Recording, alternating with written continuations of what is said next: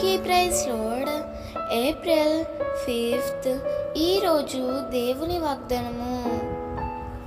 మీకు కరువు రానియక ధాన్యమునకు ఆజ్ఞ ఇచ్చి అభివృద్ధి పరుతును.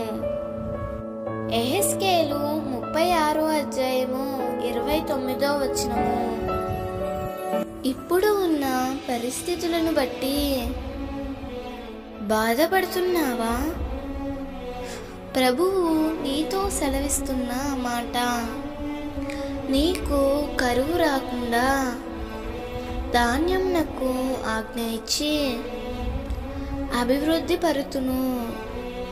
దేవుని అభివృద్ధి నీవు చూడాలనుకుంటే దేవుడు సెలవిచ్చిన మాటకు నీవు లోబడాలి. అది ఎలాంటి పరిస్థితి అయినప్పటికీ నీవు చూపించే విధేయతే నీ అభివృద్ధికి మూలమవుతుంది. ఆనాడు సారేపాతు విధవరాలి దగ్గర పట్టెడు పిండి కొంచెం నూనె మాత్రమే ఉన్నాయి.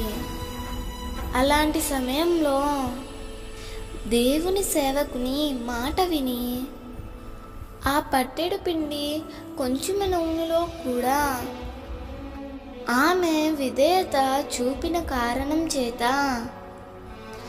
ఆమెకు కరువు రాకుండా పట్టెడు పిండి ఉన్న తొట్టికి కొంచెం నూనె ఉన్న బుడ్డికి దేవుడు ఆజ్ఞ ఇచ్చి కరువు కాలమంతయు సమృద్ధిగా వారిని పోషించాడు.